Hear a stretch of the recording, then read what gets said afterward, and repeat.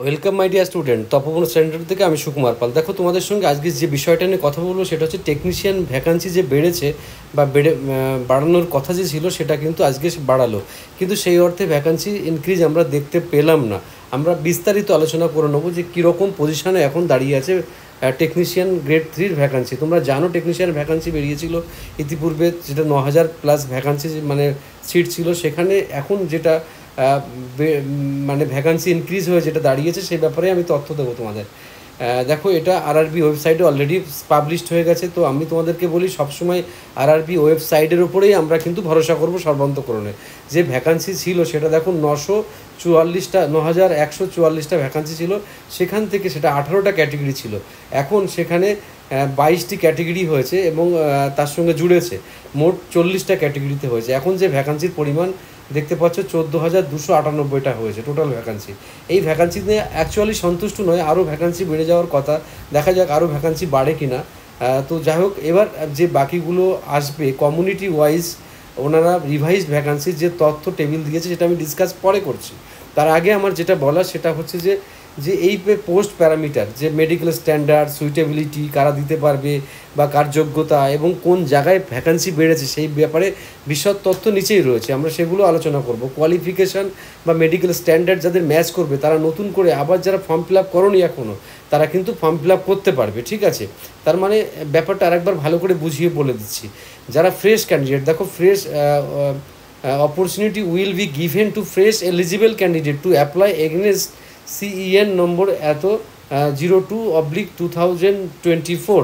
The link for submission of online application for the fresh eligible candidate will be live shortly for a period of 15 days on the official website of all RRB.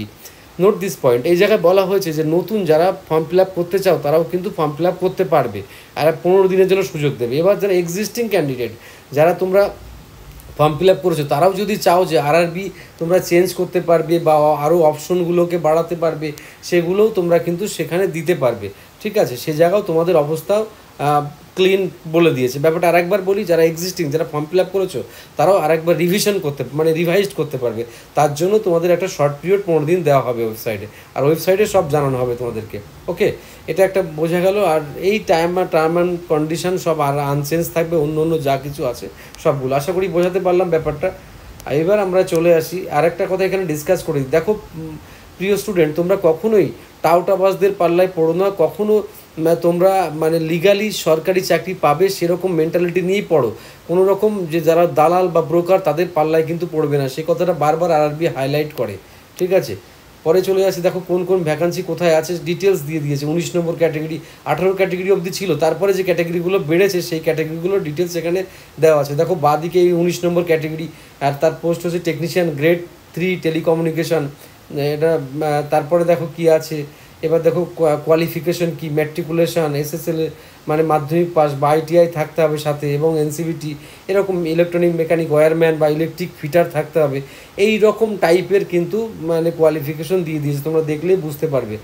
এর যে link আমি description বক্সে দিয়ে দেবো, তোমরা সেগুলো দেখেও idea করতে পারবে। আরও যে 40টা ক্যাটেগরি মোটামুটি টোটাল হয়েছে, এবং এবং কোন ক্যাটেগরিতে বা কোথায় কত ভ্যাকান্সি আছে, কোন রেলে আহমেদাবাদ কতগুলো ভ্যাকান্সি আছে টোটাল, সে বিষয়েও তথ্য দেওয়া আছে। ইন্ডিভিজুয়াল প্রত্যেকটা আরআরবি নিয়েও কিন্তু ভ্যাকান্সি এখানে সব ডিটেলিং করা আছে। তোমরা যারা দেখবে পুরোটা দেখে দেখে আবার যদি কোনো চেঞ্জ করতে চাও তো চেঞ্জই করবে। সারা বছর এটা নিয়েই আমাদের দেখছি কাজ, ঠিক আছে?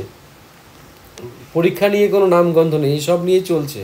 তো আশা করি বোঝা যাচ্ছে ব্যাপারগুলো আমি কি বলতে চাইছি তোমাদের সাথে। এই টোটাল ব্যাপারটা এখানে রিভিশন হিসেবে কিন্তু দিয়ে দিয়েছে। এত কিছু আলোচনা করা তো সম্ভব নয়, তাই তোমরা কি করবে, এগুলো দেখে কোথাও যদি প্রবলেম হয় তো মেসেজ করবে, বা আমাদের মানে যদি কোনো বিষয়ে বিস্তারিত ভিডিওর দরকার থাকে সেটাও তোমরা বলতে পারবে। তাহলে আমি নতুন বিষয় নিয়ে বা সেই জিনিসটা নিয়ে বা পিওয়াই মানে তোমাদের Q&A, যেটাকে মানে তোমার ফ্রিকোয়েন্ট আস্কিং কোয়েশ্চেন, FAQ যেটাকে বলে, সেরকমভাবেও আমি কিন্তু তোমাদেরকে গাইডলাইন করতে পারবো। যদি কোনো অসুবিধা হয় অবশ্যই মেসেজ করে তোমরা নিচেই জানাবে। অনেক কিছু রয়েছে, সেগুলো সব দেখতে হবে এখানে। ওকে, তো আপাতত আমি আজকের ভিডিও এখানেই শেষ করছি। মাই ডিয়ার স্টুডেন্ট, তোমরা খুব মন দিয়ে পড়ো এবং আপকামিং এক্সামের জন্য তৈরি হও, ভীষণভাবে তৈরি হও। তো আজকে এখানেই রাখছি, ভালো থেকো তোমরা, বেস্ট অফ লাক।